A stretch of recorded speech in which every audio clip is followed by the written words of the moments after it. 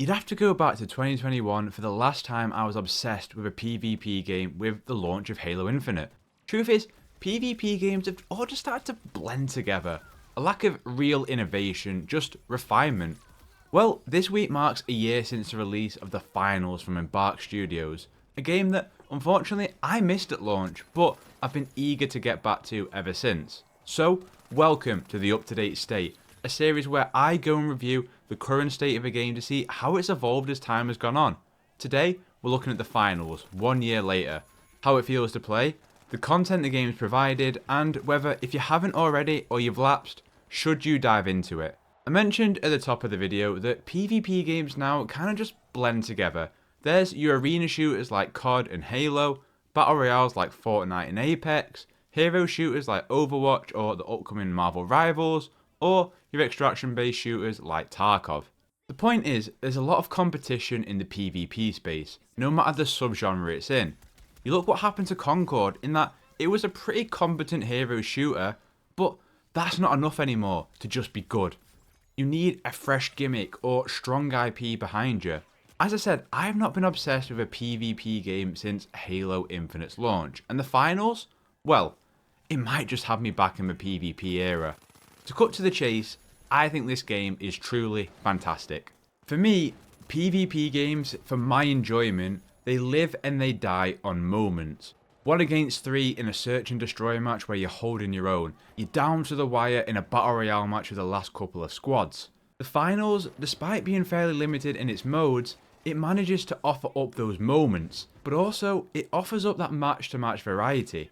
So let me get you caught up on what the finals offers in its current state. Its main draw is its mode centering around cashing out. There's 2 variations really. There's Quick Cash, which is a one-off match of 3 versus 3 versus 3. It's the first team to extract 20 grand by picking up a cash box from a vault and entering it into a deposit box, being in control of that box once the timer expires, and then you want to get yourself to 20,000, or having the most amount of cash by the time the clock runs down. The other is a tournament style. 4 teams of 3 fight it out to earn as much cash as possible by the time the clock ends. But you can also earn cash along the way by performing team wipes and eliminations too. The top 2 teams from a match will go up against the top 2 teams from another match, and there's 3 rounds to win. The final, of course, being a 3 versus 3, hence the term the finals, I guess. There's ranked versions of these, but also more casual based offerings. So there's Bank It, a game where killing others will drop cash alongside being able to pick up cash boxes and then deposit those. The first team to 50 grand wins, or whoever has the most when of course the timer once again runs out. There's Terminal Attack, which is the equivalent of Search and Destroy, and there's Power Shift, where standing in the zone will move the zone towards one side of the map. It's basically like pushing the payload, except both teams are trying to push the payload at once to the opposite direction. Of course, the modes here, from what I've described, they're not really anything you haven't seen before, but what makes these modes differ from other PvP offerings is the finals emphasis on destruction.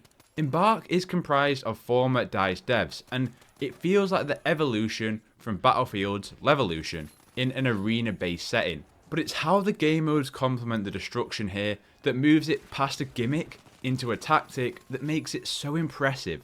So while you may have a cash box that begins at the top of a skyscraper, through the use of explosives, by the time that cash box extracts, it might have gone all the way to the bottom floor. And this has just really clicked with me, because it starts off as fun of just blowing up houses and buildings and having fun with the environment, but eventually you're looking at these buildings as an asset. If you're in control of the cash box that's extracting, it can be worth just bringing the entire building down on the cash box to make it as hard as possible for other teams to get to, meaning that when they try and steal the cash box, they become easy targets. It's also paired with really nice movement too.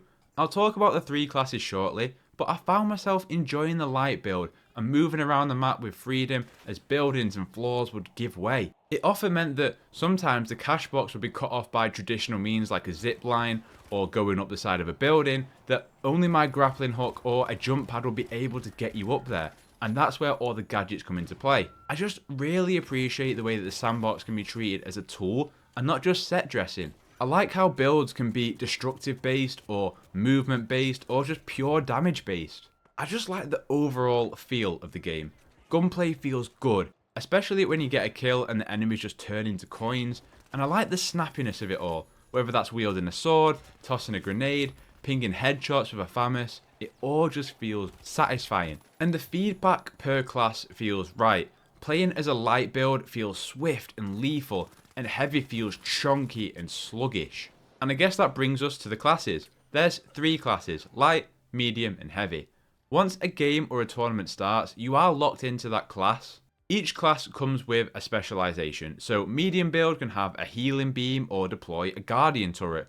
Light can cloak themselves or have a grappling hook.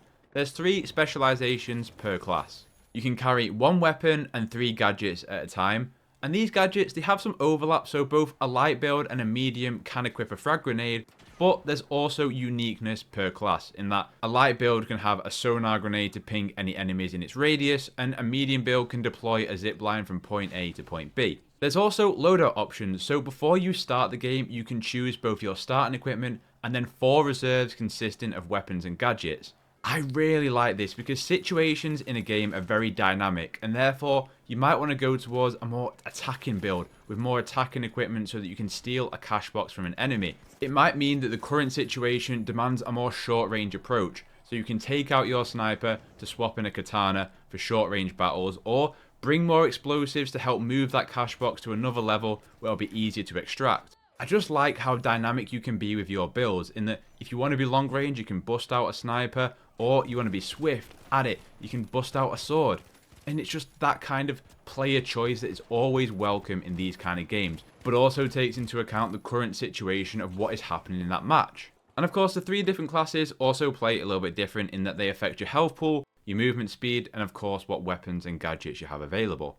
So this is the up-to-date state at the end of the day. Let's talk about how this game has evolved. The finals right now is about to head into Season 5. In its current state, it is comprised of, I believe, 7 maps, though these maps vary in themes and also setting variants. There can be day and night cycles, but also other effects that are found, like the Las Vegas map for example, can become covered in sand. So while 7 maps might sound like a bit of a little offering, they're actually quite big, they're intrinsically designed, and of course they have different variants that may happen match to match. The game looks fantastic too, by the way. I believe it's built on Unreal Engine 5, which therefore can be quite demanding of older PC hardware, so you should bear that in mind. But it can be a real looker, whether that's with all the explosions going on, the reflections in the mirrors and the windows, and the shine and the polish of some of the maps. Like, they really do look fantastic.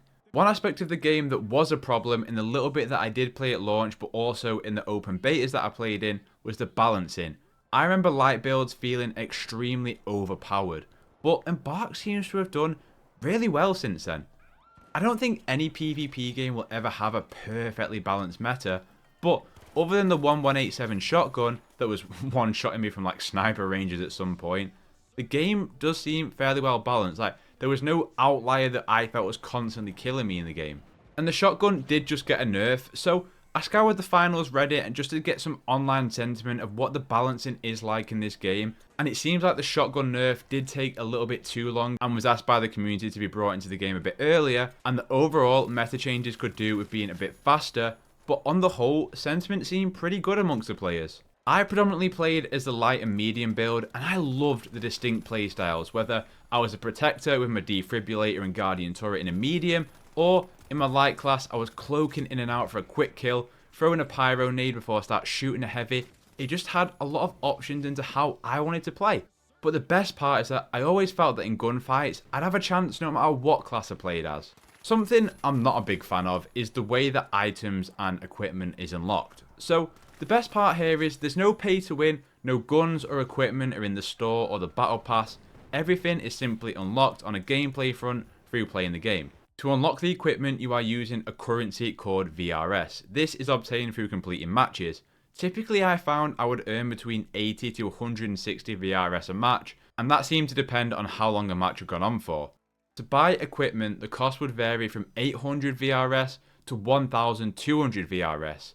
The problem with this is, let's say at the start, you try a heavy build, you invest all your VRS into that, you get a gun, some equipment, you spend it all, and then you start the light build, and you've got to work all those credits back up again to buy more. I think this grind personally is on the long side. I haven't unlocked even half of the light or medium equipment in my time, and that's with around 18 hours in the game, and that doesn't even account for things like weapon scopes that you can apply to your guns, or any of the heavy equipment or weapons. Look, I prefer this system than waiting like 55 levels to get dual blades or what like a traditional Call of Duty leveling up would be. I appreciate unlocking things in the order that I want to try them, but I definitely feel like Embark Studios could up the ante of how many of these credits are given out and still have enough items in there to keep you in it for the long haul. Maybe I'm mistaken and there's a better way to get them, but it's not immediately obvious. It actually discouraged me from trying the heavy class much since I didn't like the base set at all, and I invested all my credits into the other builds, so I just didn't really fancy playing with the heavy much. I understand the balance of trying to have a grind to keep people playing over the long term, but this is one that I definitely feel they could do with having a little more generosity in how it dishes out its currency. The seasonal content is pretty traditional and on par for what you'd expect for a PvP game. Each new season brings a new map and a new battle pass. It is, however, the battle pass challenge model that I just don't really like. It has to be completed within the season and can only be bought in that same season, so it has that typical FOMO that you do see a lot with battle passes. It's leveled up through the same XP that you use to progress your career rank. XP is gained through playing the game and through contracts. Contracts are comprised of both dailies and weeklies, but it's that whole Fortnite thing too, where it just makes sense to go hard at the end of each season once all the challenges are out, than logging in week to week to week and getting 7 at a time, rather than just getting all the challenges at once and flying through them. Again, I understand that games want to keep you playing, keep you around, and these battle passes have lengths to keep you returning throughout the entire season, but like ever since I played Diablo 4 with its battle pass that can be done in like 12 hours or 14 hours, everything else has just felt greedy ever since of a player's time. So as for the battle pass, I'd put it as an okay battle pass in terms of its content to unlock, the challenge system, and how long it takes to progress. And they definitely give you the dopamine hits that at the start you're going up like 5 ranks at a time, but as you progress it's definitely stifled, and that you need more XP as you get to those later ranks. I do like the feature that you net additional XP if you play with friends, but if you're a loner like me, that's not really to my benefit. The battle pass again is purely cosmetic, and I do like the fact that you can earn your coins back that you invested into it, and I'll be honest, like free to play models I'm exhausted by. But the finals offering on a free to play basis is one of the best that I've personally seen in terms of cosmetics from seasonal events, sponsorships that you ally with in the season, and then the gear that you unlock from your career ranks. On top of that, I've seen that there is also events like Halloween. This is alongside the fact that every piece of equipment and weapons is earned, not bought, and like I said, that earning process, it is a little on the long side if I'm being honest, but there is no pay to win here. It is true to what the free to play model has become in that one skin can set you back like 16 quid, but in fairness to Embark, they'll also lump in some currency with some of these skins, which does sweeten the deal. And despite the fact that I just do not vibe with current microtransaction practices of these free-to-play games, Embark feels as player-friendly as these kind of things can be, and it is quite refreshing in that nature. The season so far seemed pretty sick, and one thing that I will commend Embark Studios for is that this game has a clear identity. I really do believe that. It knows what it wants to be, and it heavily leans into it, but it still has great variety within it. From cosmetics being like street punk to samurai to wrestlers, or a map going full on French straight to a digital techno inspired map. And that's what's clicking with me about the finals now that I've had a chance to really dive in. I do think this offers something refreshing in a very crowded market. PvP games for me are really built on moments. The finals, even if basic in its premise, can add great variety in its moments. Whether that's holding onto the cash box for dear life as the seconds tick down, being precise with your turret placements, or leaving gas over the box that nobody can steal it or they'll just die. Or whether you're on the run with the cash in hand and you're being chased through the buildings, or there's 10 seconds left and it's going to take 9 seconds to steal that cash box and you win the game with 1 second to go. It provides those clutch moments that will have you feeling incredible, those fist pump let's go moments. And it definitely has that old just one more match, you know, those little claws in you, because matches are snappy and there's a variety of offerings too, so if you have a while you can do tournament mode, or if you just have time for one game you can do a quick game in 10 minutes. The game also has razor fast matchmaking. I mean, I never waited more than like 15 seconds to find a game, so it seems like the player base is still very healthy. I think the game does a terrific job in terms of teamwork too. On the few occasions I managed to get some friends to play, the ability to synergize items and gear really provides that competitive edge, but queuing up mainly solo, I always seem to just communicate well with teammates, whether that be pinging enemies, where I'm going, or just a general fundamental understanding of what the others had or could do. And I'll also say that considering that PvP chat can often be very toxic, the finals community is very friendly and open, and I always got a lot of GGs or well played, and you know, it's quite nice to get that compared to what you would typically get in a PvP game, especially if you don't perform well. You know, you'd often think that in a team of 3 it would be imperative that you play with other people, but I can really recommend playing this one on your own. There also feels so much distinctiveness in playstyles that if you find yourself getting a little bored and a bit repetitive, you can move from a light to a heavy, and it completely changes the way you have to play, think, from quick and swift to crunchy and brutal, and how you manage your gear and your health pool. I'd definitely like to see 1 or 2 more offerings in its mode for when I've played a good chunk in a season to keep the experience fresh and making sure that I have little different offerings, because a lot of it does kind of blend together. But I also think that's because the sandbox is well equipped for Embark to experiment further. And that's mainly because the backbone of this game is so strong that I think they can really try something ridiculous and there would still be a level of fun because of the way the buildings explode or the way the movement feels. I think it would be interesting for them to try like pure explosive, limited time modes, melee only modes. The game just lends itself so well to experimentation if Embark has the resources to try something like that. I will say, I appreciate the way that in-game modifiers can happen, so you'll get alien invasions where they just start raining fire on the buildings, or you'll get big damage so explosions go even bigger and more bombastic, and that did help change up some of the way the games felt. At the end of the day, we're always asking for new games, and this is new, in its premise and in its feel. The greatest compliment that I can give to Embark is for a guy who's just been so down on PvP games for what feels like a long time now. Embark has rekindled my PvP flame, a dawn to a new PvP era that I might go on. I really recommend the finals in its current state, whether you're a lapsed player or you just never gave it a shot.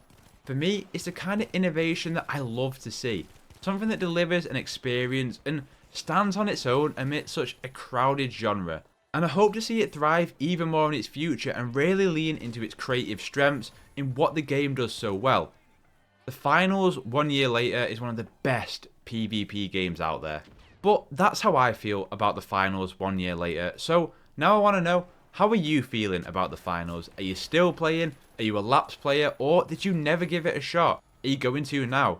I'd be interested to hear from you, because even though I feel like this game is doing well and it's got a healthy player base, I never tend to hear too much about it. If you did enjoy the vid, I'd enjoy you leaving a like, it helps me out a lot. And hey, if you like this series where I take a look at games and how they've evolved since launch, consider subscribing as I've got a lot of this content on the way. Anyway, all my socials are linked in the description down below, so if you have anything else for me, you can find me there. As always, I hope you have a terrific day, play games, get gains, and I'll catch you in the next one.